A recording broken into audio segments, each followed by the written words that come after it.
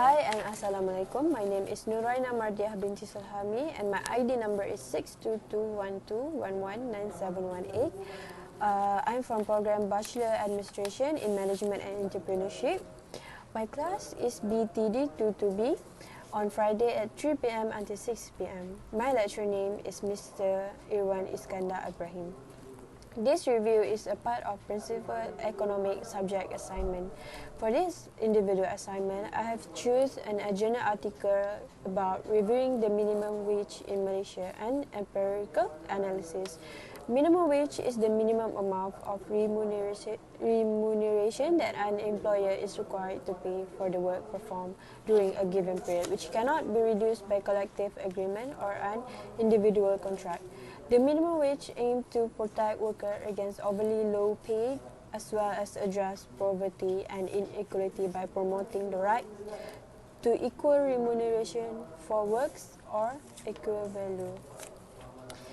On 1 January 2013, the Minimum Wage Order 2012 was implemented with a minimum wage of Rm 900 a month, which is Rm 4 ringgit 33 cents per hour in Peninsular Malaysia, while Rm 800 a month, which is Rm 3 ringgit 85 cents per hour in Sabah, Sarawak and Labuan. In line with the requirement of the National Wage Consultative Council Act 2011, the rate was reviewed on 1 July 2016 with minimum wage being increased to Rm 1,000 a month, which is Rm 4 ringgit 81 cents per hour in Peninsular Malaysia, and Rm 920 ringgit a month, which is Rm 4 ringgit 42 cents per hour in Sabah, Sarawak and Labuan. Moving forward, the government is committed to ensuring that the minimum wage policy is implemented effectively to benefit employers by standardizing and reviewing the minimum wage across the country. An empirical analysis based on applied general equilibrium, also known as MyAge model, was done to estimate the effect of increasing the minimum wage across the nation from Rm 1,050 ringgit in 2019 to 1,500 via two scenario gradual S1 and one of S2. S1 is assumed an annual increment of Rm 150 ringgit starting in 2020 until 2022, while S2 incorporates a one-off increment to Rm 1,500 in 2020. There are several potential impacts on minimum wage. Firstly, the household disposable income is the main determinant of private consumption, accounting for an average of 67% of private consumption growth by BNM 2014.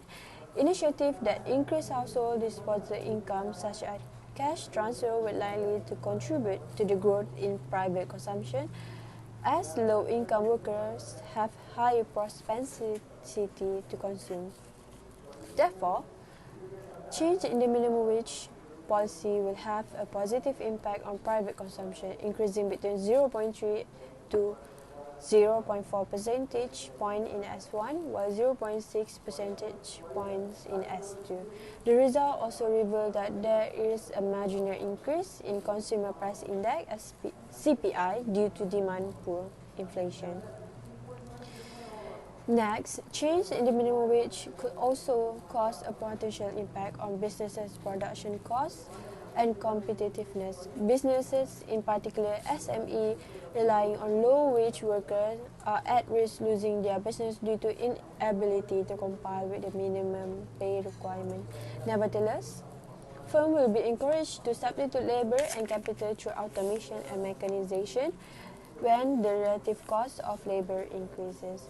This will improve productivity and reduce dependency on low-skilled workers, enabling the firm to afford higher minimum wage without passing the increase in the cost of labor to consumers.